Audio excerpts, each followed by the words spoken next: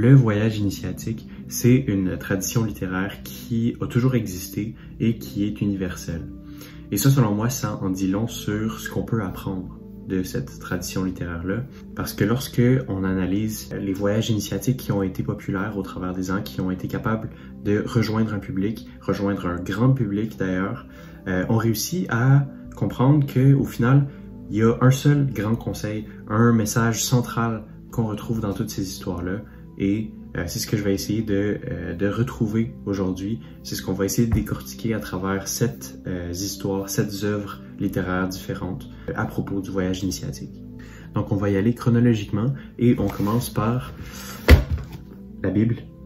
Donc oui, c'est pas des blagues, on commence avec la Bible aujourd'hui, avec une histoire qui est dans Luc chapitre 15, l'histoire du fils prodigue que vous avez probablement déjà entendu. Donc c'est l'histoire d'un garçon qui décide de partir de chez ses parents en prenant tout de suite la part d'héritage de son père, plutôt sa part d'héritage qui vient de la fortune de son père, alors même qu'il n'est pas encore mort. Son père accepte, il part et au final il va tout dépenser sur des choses qui sont vaines. Donc il va dépenser sur des femmes, il va dépenser sur de la nourriture et donc éventuellement il devient pauvre. Il se ramasse à garder des cochons ou quelque chose et à ce point-là, même les cochons mangent mieux que lui, donc c'est pour montrer toute la drop sociale qui se passe. Et au final, il décide de revenir chez son père, puis de lui demander pardon et son père va l'accepter. Son père va fêter son retour et là, ce qui va se passer, c'est que le frère du fils prodigue, donc qui lui aussi avait droit à sa part d'héritage, mais ne l'a jamais demandé, ne l'a pas non plus dépensé sur des choses qui sont vaines, va se demander pourquoi on fête son frère autant que ça, alors que au final c'est un échec d'une certaine façon. Quand on regarde le bilan matériel, concrètement il a tout perdu, c'est un échec. Mais ce qu'on réussit à comprendre, puis ce qui explique pourquoi le père est aussi content de revoir son fils, c'est que à travers cette perte-là, le fils a appris. Donc il a quitté la maison, il a fait son propre chemin et au final il est revenu changer, et c'est ça qui est à célébrer. Donc, c'est un peu le message du fils prodigue. Puis je vais pas résumer toutes les 7 histoires parce que c'est ça, il y en a qui sont moins intéressantes que d'autres, mais celui-là, je pense que ça donne un exemple assez concret, un exemple assez clair de ce qui va s'en venir éventuellement à force de regarder un petit peu les histoires qu'on retrouve dans tous ces voyages initiatiques-là. Donc voilà, c'était Luc 15, le fils prodigue de la Bible, un classique. Puis d'ailleurs, on aurait pu remonter à beaucoup plus loin que la Bible, là, même si je vais en ordre chronologique. Si j'aurais pu parler d'Ulysse, le voyage d'Ulysse par exemple, qui est un autre voyage initiatique, le premier de l'histoire de l'Occident concrètement. Donc on fait un bond de 1700 ans à peu près, avec Candide de Voltaire. Candide, puis aussi il y a Zadig, que personnellement j'ai toujours préféré.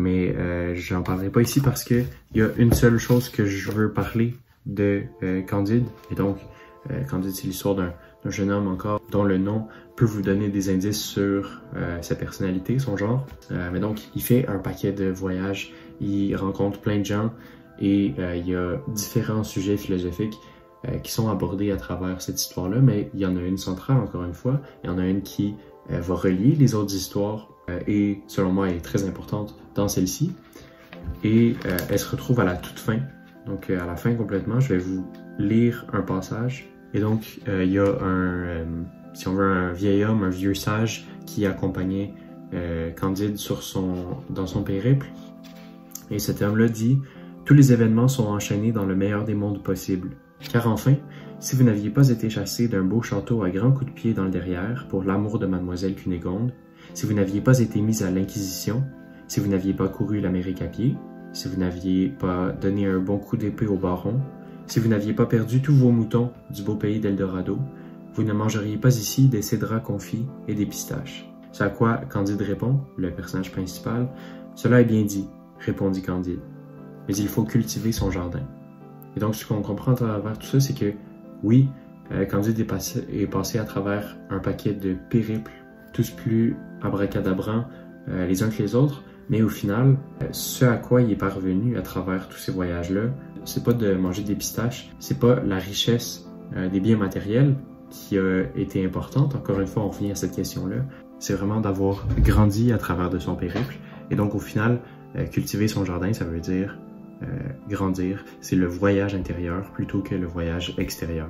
Et donc, voilà ce que j'avais à dire à propos de Candide de Voltaire. On skip quelques années encore, à peu près un siècle, avec Voyage au centre de la Terre. Voyage au centre de la Terre qui est un récit un peu plus scientifique. C'est un truc de nerd, on va se le dire.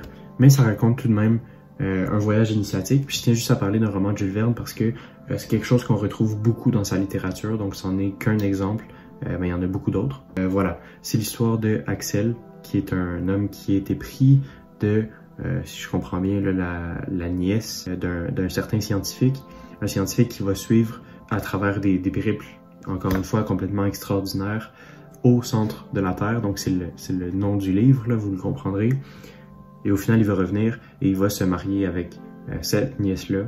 Donc, tout ça pour dire, il fait un voyage dans des endroits, des contrées qui sont impossibles, littéralement. Et tout ça au final pour revenir chez lui, revenir grandi, puis marier la nièce du scientifique qui l'a suivi. Alors voilà, c'est un exemple assez bref. On continue avec Siddhartha de Hermann Hesse. Donc, c'est une incursion dans l'histoire du Bouddha. Donc, ici, on parle de Siddhartha Gautama, le Bouddha. Et donc, c'est une histoire qui a été très populaire, encore une fois, comme la Bible, comme Candide, Voltaire, qui était vraiment la star de son époque. Jules Verne aussi a été très populaire à son époque, mais il l'est encore aujourd'hui. Et puis, Hermann Hesse, avec ce roman-là, puis avec tous ces autres romans, en fait, là, il y a eu le prix Nobel de littérature, rien de moins. Mais donc, Siddhartha, c'est un grand classique qui a été très populaire, qui a notamment inspiré Close to the Edge de Yes, qui est un bon album, mais c'est pas le sujet de cette vidéo aujourd'hui. Mais donc, voilà, ça raconte l'histoire de Siddhartha, puis vous comprendrez qu'encore une fois, Siddhartha était un homme très riche au départ, mais au final, il finit par tout perdre et par se trouver. Et c'est ça la réelle richesse, et c'est ça qui lui permet d'atteindre la sagesse, c'est son périple, c'est le voyage, c'est l'expérience. Ensuite, j'ai L'Alchimiste de Paulo Coelho. Donc, on jump un peu dans le temps. Là, ça, je pense que ça a été sorti dans les années 80, fin des années 80. L'Alchimiste qui, lui aussi, a été un grand classique mondial, un best-seller qui est passé chez Oprah, tout ça, vous comprenez. C'est pas un roman que j'apprécie particulièrement parce que il est très évident dans son message, de façon un peu qui semble forcée. Du moins, c'est l'impression que j'en ai avec ce roman-là. Mais il y a tout de même quelque chose à ressortir de ce texte-là. Donc, juste pour résumer un peu, là, c'est l'histoire d'un jeune garçon, encore une fois. Il est question du passage à l'âge adulte, là, mais un jeune garçon qui recherche un trésor. Et je vais divulgacher la fin, là, mais c'est pas particulièrement surprenant. Mais on découvre que le trésor, ben, il n'y en avait pas. Le vrai trésor, c'était le voyage. C'était justement le périple qui l'a mené à sortir de sa zone de confort, sortir de chez lui, voir le monde et au final grandir à travers ça. Donc, encore une fois, c'est le même message. On va dans quelque chose d'un peu plus moderne avec Sur la route de Jacques Kerouac. C'est un roman qui a été une grande influence pour beaucoup de mouvements littéraires, beaucoup de textes qui ont été écrits par la suite dans les années 60, les années 70. Ça s'est retrouvé là, vraiment un peu partout. Et c'est un texte d'importance. Et là, encore une fois, je suis pas particulièrement fan de ce roman-là. Je pense que son grand problème, c'est la redondance. Son grand problème, c'est justement la conception même de ce texte-là, qui est aussi son intérêt d'une certaine façon. Mais donc, c'est un texte qui a été écrit très rapidement, qui n'est pas à propos de l'histoire en réalité. Jack Kerouac l'a écrit pour montrer un peu le vagabondage, l'errance, puis l'esprit de liberté qu'on trouvait justement à travers la Beat Generation, donc sa génération, la génération beatnik, qui était d'une certaine façon précurseur aux hippies. Mais donc, cet esprit-là, on le retrouve même dans la forme qui est très chaotique. Donc, on passe du coq à l'âne, les histoires se succèdent sans réelle progression, vraiment, mais ce qu'on voit, c'est une jeunesse qui se cherche, une jeunesse qui erre à la recherche de son propre chemin. Un chemin qui est nouveau, un chemin qui est à faire. Et donc, c'est ça l'intérêt de Sur la route. Maintenant, juste pour rentrer un petit peu dans la critique, j'aimerais dire que Sur la route, je ne l'ai pas apprécié, je ne l'ai même pas terminé, justement à cause de cette redondance-là, mais je pense que l'idée qu'il y a derrière est intéressante. Puis, c'est un livre qui a été une grande influence pour beaucoup de choses, alors juste pour ça, ça vaut le coup au moins de jeter un bref coup d'œil. Et donc, on finit avec le 7e roman qui est Into the Wild de Jon Krakauer. L'intérêt de ça, c'est l'histoire d'Alexander Supertramp, le sujet de ce roman-là qui se veut être un peu plus documentaire. Donc c'est une vraie histoire d'une certaine façon, l'histoire de ce jeune homme-là qui décide de tout abandonner, d'abandonner son école, d'abandonner le succès qu'il avait là-bas, puis aussi la popularité d'une certaine façon, à la recherche d'un mode de vie qui est nouveau, d'une façon de vivre qui n'a rien à voir avec quoi que ce soit qu'il avait vu auparavant. Et donc, Alexander Supertramp, Christopher McCandless, peu importe comment vous voulez l'appeler, va chercher la liberté ultime, qui est de vivre en solitaire en plein milieu de l'Alaska, de la forêt. Donc, c'est son idée de la liberté et c'est ce qu'il va essayer de mener à bien jusqu'à sa mort au final. Donc, c'est aussi l'histoire d'un échec, d'une certaine façon, parce que, en tout cas, on le voit dans le roman, mais il est très mal préparé et c'est ce qui va mener à sa mort.